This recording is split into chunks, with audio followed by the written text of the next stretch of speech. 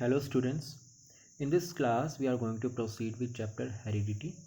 In last class we studied about the basic concepts of heredity, some basic words, vocabulary, uh, and we studied about Mendel's experiments. If you have not watched that class, first go and watch that class and then watch this class because this is the second part. In last class, in Mendel's experiment, we studied monohybrid cross.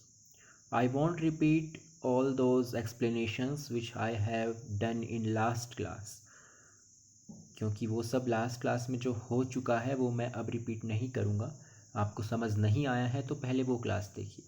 ठीक है. So today I will directly start from dihybrid cross. So listen, in Mendel's experiments, Mendel carried out experiments on pea plant to find out the rules of heredity. Heredity को समझने के लिए Mendel ने कुछ P plants पर experiments किए. ठीक है. So monohybrid cross which means studying only one character, one trait, one feature. So in last class जो हमने मोनोहाइब्रिड क्रॉस किया उसमें हमने क्या किया? Mendel took two pure plants. Okay, these are pure plants. You know why. Okay, these are the parents.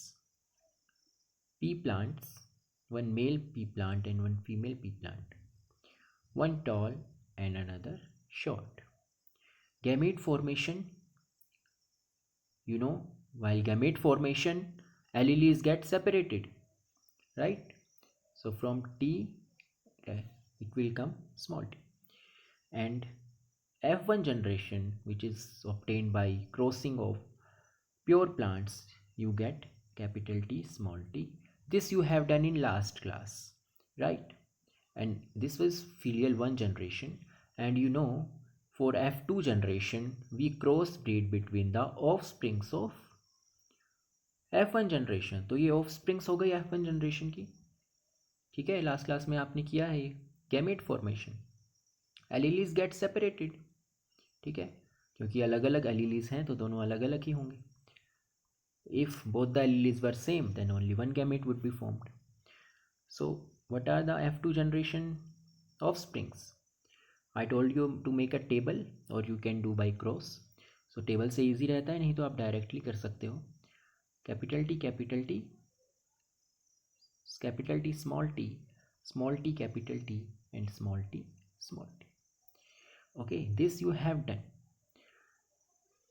Now can you tell me the phenotypic ratio and genotypic ratio? Of course. What are the offsprings in F1 generation? Offsprings in F1 generation are capital T and small t. These are the offsprings of F1 generation, right?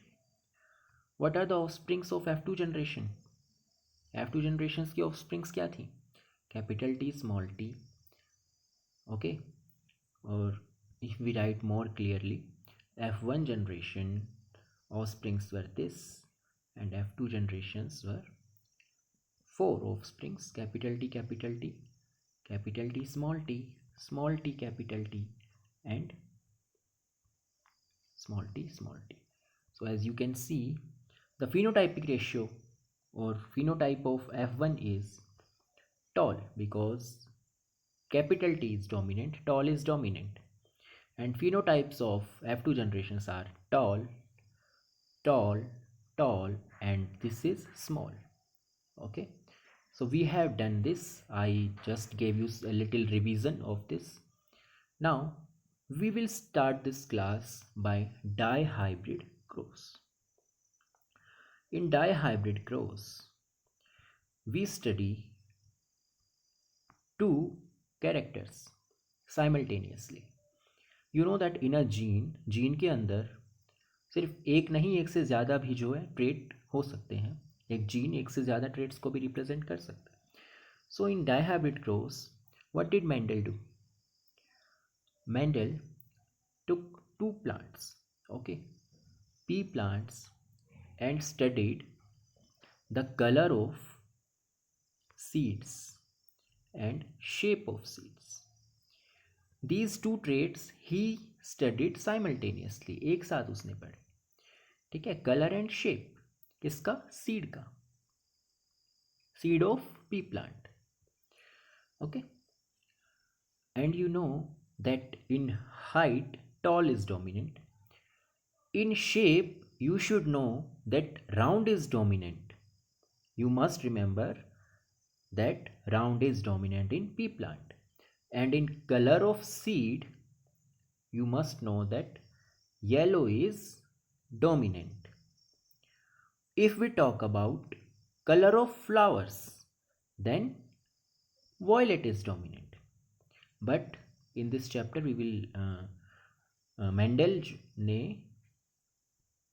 Experiment किया, उसमें उसने colour and shape of seed को study किया. So round shape is dominant and yellow colour is dominant of seed, okay, and violet in flowers. So आपको ये सारे चारों जो है फैक्टर्स याद रखने हैं. Tall dominant, round shape dominant, yellow colour dominant of seed and violet colour dominant of flowers.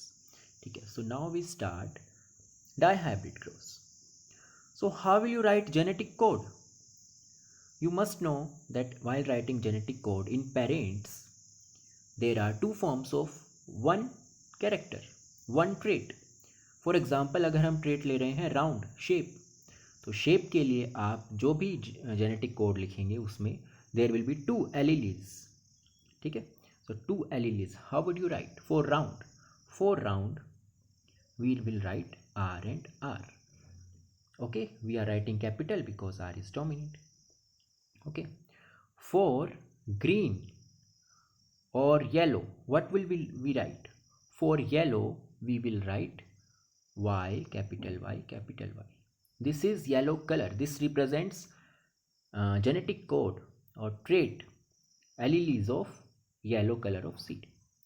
But if we write wrinkled, wrinkled का मीनिंग क्या होता है? WRIN.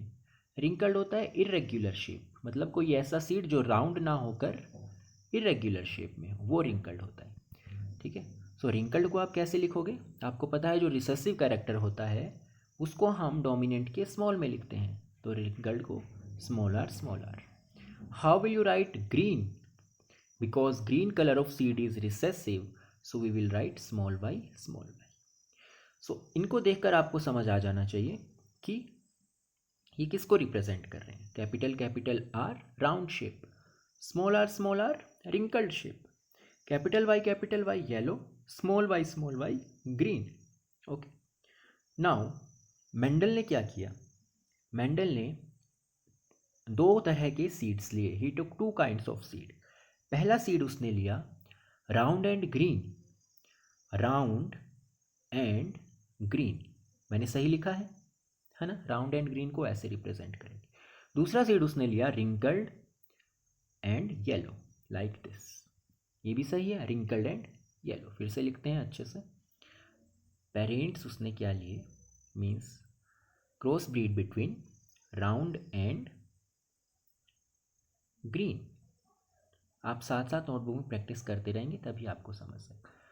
And wrinkled and yellow, जो कैरेक्टर डोमिनेंट होगा उसको आप कैपिटल में लिखेंगे. ठीक है. अब देखिए, दिस रिप्रेजेंट्स टू ट्रेट्स. इस जेनेटिक कोड में टू ट्रेट्स हैं, शेप का भी और कलर का भी. ठीक है ना? इस अभी तक आपको कोई डाउट नहीं होना चाहिए. गैमेट फॉर्मेशन, पूरा गैमेट लिखना, GAMETE, गैमेट. सो गैमेट फॉर्मेशन कैसे लिखेंगे?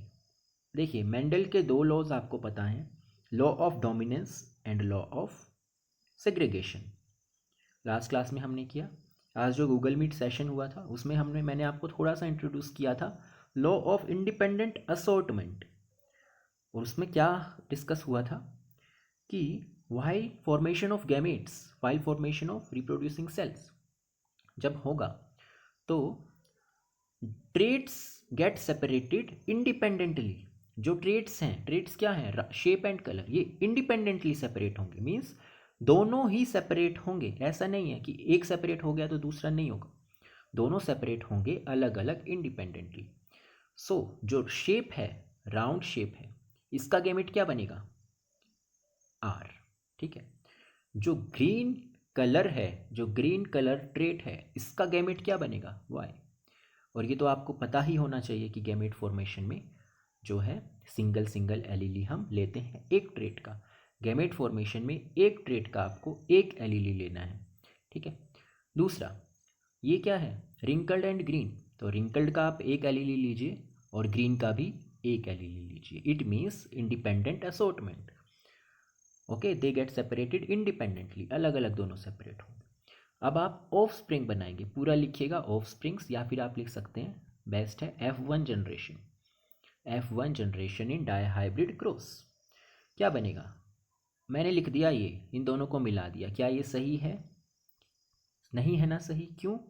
क्योंकि एक ट्रेट के दोनों एलिलीज जब भी लिखते हैं हम तो साथ साथ लिखते हैं, capital R small R, okay, and capital Y small Y, capital पहले स्मॉल बाद में।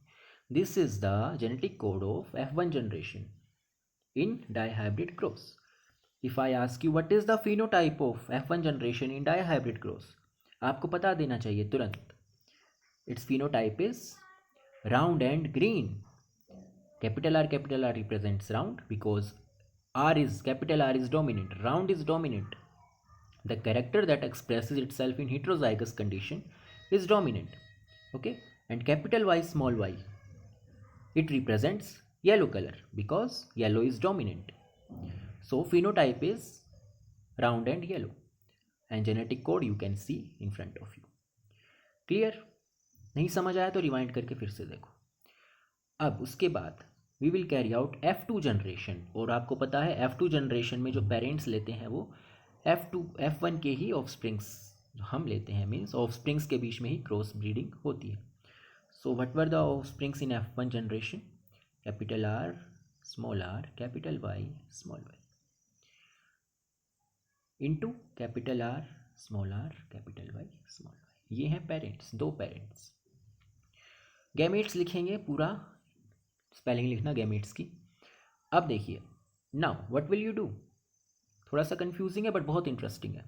आपको इंडिपेंडेंट असॉर्टमेंट पता है कि इंडिपेंडेंटली असॉर्टमेंट होगा, एक ट्रेट का हम एक एलीली लेंगे, है ना। लेकिन जो आपका गैमेट बन रहा है उसमें दोनों ट्रेट्स होने चाहिए, क्योंकि जो भी गैमेट फॉर्मेशन है, रिप्रोड्यूसिंग सेल है, उसमें पूरा जीन जो है आना चाहिए, पूरे दोनों ट्रेट्स आने चाहिए। ठीक है, फ़र्क क्या होगा?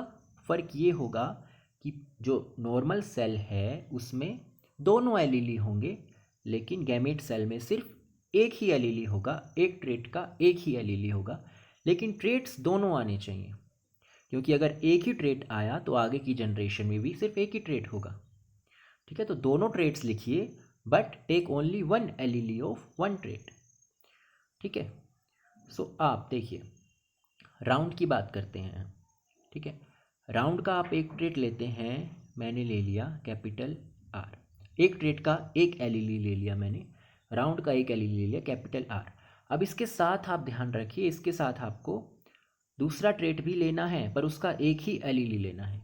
तो क्या ले सकते हैं हम? कैपिटल वाई ले लिया। ठीक है, एक गैमेट ये बन गया। आप बोलेंगे कि गैमेट में तो सिंगल होता है, सिंगल ही है, सिंगल होता है एक ट्रेट का, तो एक ट्रेट का एक सिंगल है, बट ट्रेट दोनों होने चाहिए। ठीक है, एलीली एक एक होना चाहिए, ट्रेट पूरे होने चाहिए। दूसरा क्या बना सकते हैं आप? आर को ही ले लीजिए, कैपिटल आर के साथ कैपिटल वाई लिया था, अब स्मॉल वाई ले लीजिए, ये एक दूसरा गैमेट बना। कैपिटल आर कंप्लीट हो चुके, अब स्मॉल आर को पकड़ लीजिए, स्मॉल आर के साथ कैपिटल वाई ले लीजिए और स्मॉल आर के साथ वाई ले लीजिए। ये डिफरेंट जो है गैमेट्स आप फॉर्म कर सकते हैं। ठीक है, क्योंकि इसमें स्मॉल भी है, कैपिटल भी है, डोमिनेंट है, रिसेसिव है, और दो टाइप के कैरेक्टर्स भी हैं, ट्रेट्स भी हैं, तो आपको ध्यान से करना पड़ेगा। ठीक है, आप इसमें प्रैक्टिस कर लीजिए। ठीक है, कैपिटल आर ले लिया, दूसरा ट्रेट लेंगे कैपिटल वाई, तो कैपिटल आर के साथ स्मॉल वाई भी आ सकता है, स्मॉल आर के साथ कैपिटल वाई आ सकता है, स्मॉल आर के साथ स्मॉल वाई आ सकता है। अभी तक हमने सिर्फ गैमेट फॉर्मेशन किया है, फ्यूज़न नहीं किया है, F2 जनरेशन अभी नहीं आया है। तो फ्यूज़न आप करेंगे इतने सारे गैमेट्स का तो बहुत कन्फ्यूजिंग होगा, तो इसलिए आप टेबल बनाएंगे। ठीक है, टेबल कैसे बनाएंगे?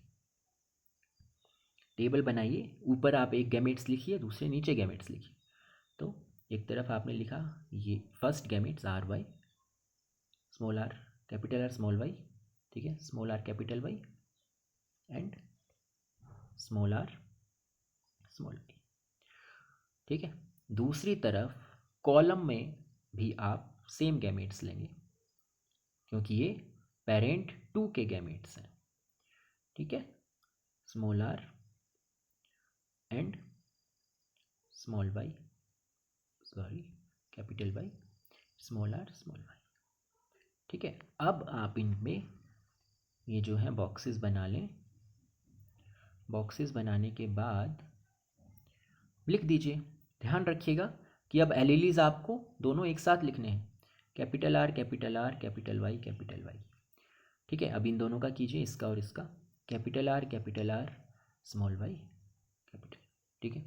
क्योंकि जब भी आप रिप्रोड्यूसिंग सेल बना रहे हैं, जब भी आप F2 जनरेशन बना रहे हैं, तो आपको दोनों एलईडीज साथ में लिखने हैं, capital R small R capital Y and capital Y. इस तरीके से आप सारे लिखेंगे। एग्ज़ाम में आपको पूछ सकते हैं, हालांकि इतना डिटेल्ड नहीं आता है, फिर भी आपको तरीका पता होना चाहिए कैसे हम कर रहे हैं, ठीक है। आप सभी कर लेंगे। इस कॉलम में क्या लिखेंगे, इस वाले कॉलम में capital R capital Y small Y. इस कॉलम में क्या लिखेंगे, capital R capital Y small Y. Last वाले कॉलम में क्या लिखोगे, small R small Y. I hope आपको समझ आ गया होगा, नहीं आया तो फिर से देख लीजिएगा इसको, तो आप अच्छे से इसको प्रैक्टिस करना। सो इस तरीके से आप डाई हाइब्रिड क्रॉस करेंगे। अब F1 जनरेशन का आपने बता दिया था, मैं आपसे पूछ रहा हूँ F2 generation in dihybrid cross, tell me the phenotype and genotype.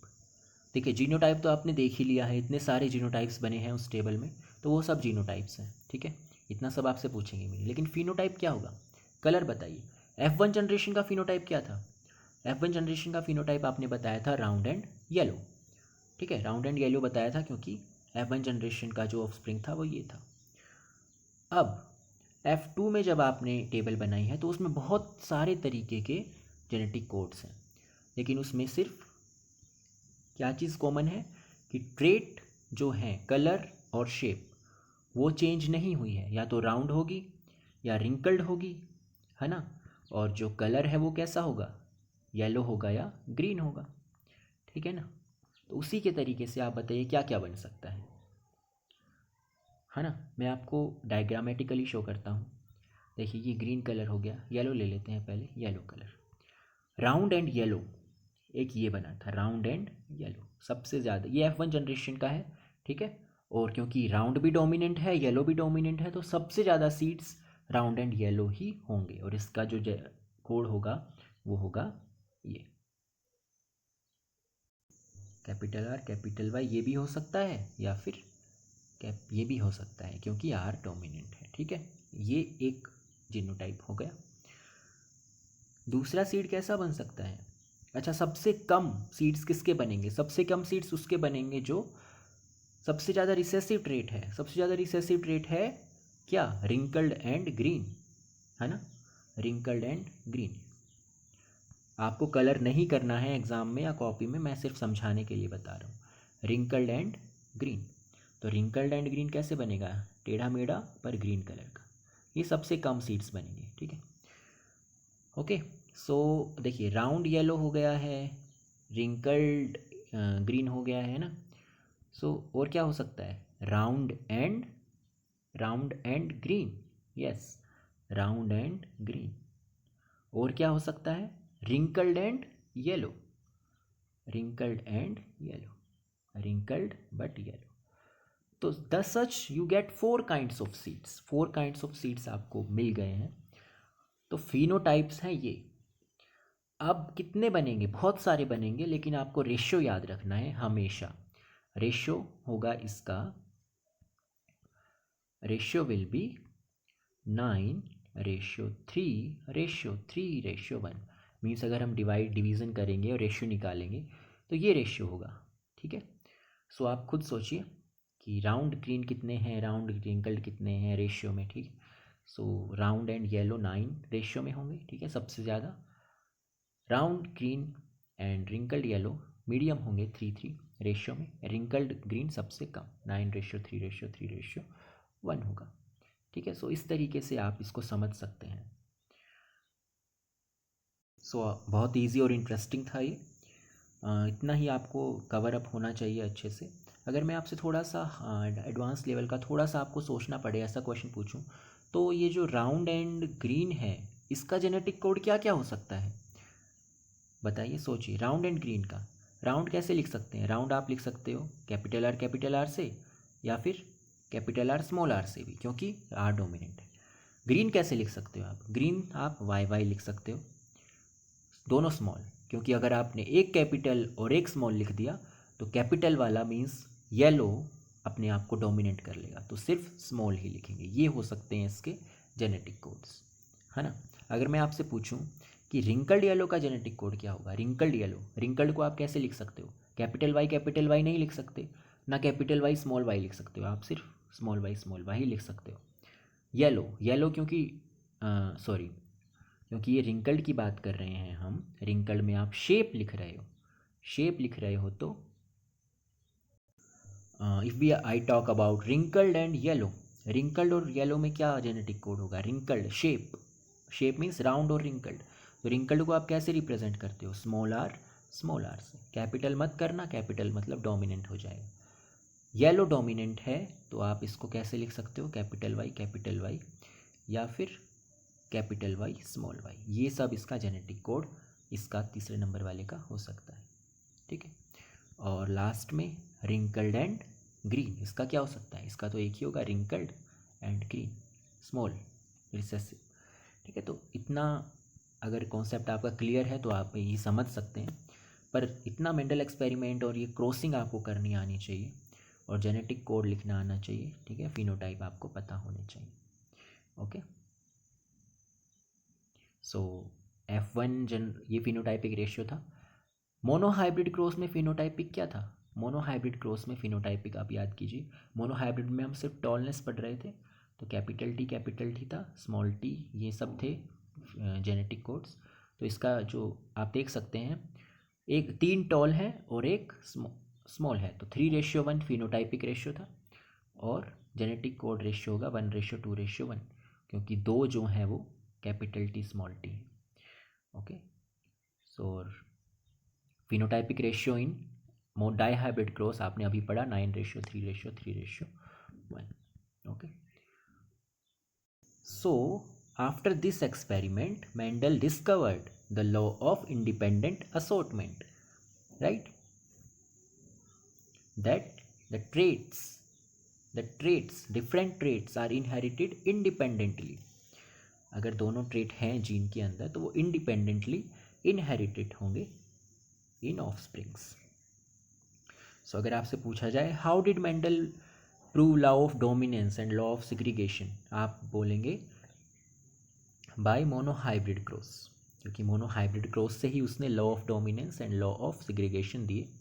और आपसे पूछा जाए how did Mendel give law of independent assortment, या फिर how did Mendel prove that laws are traits are inherited independently, तो उसमें आप dihybrid cross का एग्जांपल देंगे कि ट्रेट्स जो डिफरेंट ट्रेट्स हैं वो इंडिपेंडेंटली एक दूसरे से इंडिपेंडेंटली इनहेरिटेड होते हैं। ठीक है, सो लॉ ऑफ डोमिनेंस हो गया, लॉ ऑफ सेग्रीगेशन हो गया, लॉ ऑफ इंडिपेंडेंट असॉर्टमेंट हो गया। आज की गूगल मीट में भी हमने डिस्कस किए हैं। सो आप कोशिश कीजिए हर गूगल मीट में आप अटेंड करें और नोट्स को भी पढ़ें, इंडिपेंडेंट असॉर्टमेंट। ओके, तो ये सब हम कर चुके हैं। अब इसी बेस पर आपसे ज़रूरी नहीं आपको यही जीनोटाइप दिया जाए, यही एक्सपेरिमेंट दिया जाए। एग्ज़ाम में आपको डेफिनेटली कोई दूसरा वो देंगे क्रॉसिंग करने को, तो कोई पैनिक होने वाली बात नहीं है, बहुत इजी है, आपने देखा। ठीक है, बस आपको कुछ चीज़ें चेक करनी है कि जो आपको क्रॉस दिया गया है वो मोनोहाइब्रिड है या डाइहाइब्रिड है। ठीक है, डोमिनेंट कौन सा है, रिसेसिव कौन सा है, ये सबसे पहले आपको समझना है। तो कैसे पता चलेगा? आपको पता है डोमिनेंट कैरेक्टर वो होता है जो हेटेरोजाइगस कंडीशन में खुद को एक्सप्रेस करता है, या फिर वो होता है जो F1 जनरेशन में अपीयर होता है. I am asking you one question कि any scientist carried out cross breeding between white flowers and yellow flowers. White flowers और येलो फ्लावर्स के बीच में क्रॉस ब्रीडिंग होती है और F1 जनरेशन में येलो फ्लावर्स आते हैं. सिर्फ एग्जाम्पल है, ऐसा होता नहीं है, एग्जाम्पल दे रहा हूँ. ठीक है, अगर F1 जनरेशन में येलो फ्लावर्स आ रहे हैं इसका मतलब है कि येलो इज़ डोमिनेंट, और उसी टाइम आपका पूरा क्वेश्चन सोल्व हो जाता है. अगर येलो डोमिनेंट हो गया इसका मतलब है आप क्या लिखेंगे, येलो डोमिनेंट है मतलब येलो को वाई से लिखेंगे और वाइट को स्मॉल वाई से लिखेंगे. ठीक है, कंफ्यूज होने की ज़रूरत नहीं है, बहुत ईजी है. अगर आपसे ये पूछ लिया जाए कि वाइट और वॉयलेट फ्लावर्स में, तो आपको पता ही है पी प्लांट में तो वॉयलेट फ्लावर्स ही डोमिनेंट होते हैं. और एग्जाम में आपको अगर दे भी देते हैं ना भी देते हैं तो आपको याद होना चाहिए कि F1 जनरेशन में वॉयलेट अपीयर होता है, सो वॉयलेट इज़ डोमिनेंट, राइट. सो आप वॉयलेट को लिख सकते हैं कैसे, वी कैपिटल वी, स्मॉल को लिख सकते हैं स्मॉल वी. ठीक है, ये भी हो सकता है कि आपको जीनोटाइप दिया जाए, आपको बोल दिया जाए कि वॉयलेट को आप वी से नहीं बी से लिखिए, तो कोई प्रॉब्लम नहीं, आप बी से लिख देना और दूसरे को स्मॉल से लिख देना. ठीक है, बहुत ईजी होगा. वॉयलेट को बी कैपिटल बी लिख दीजिए, वाइट को स्मॉल बी, जो भी अगर आप एग्ज़ाम में दिया है उसके अकॉर्डिंग. ठीक है, सो एक सिंपल क्रॉस ब्रीडिंग एग्जाम्पल कर लेते हैं. वॉयलेट और वाइट का ही कर लेते हैं. अगर वॉयलेट को मान लीजिए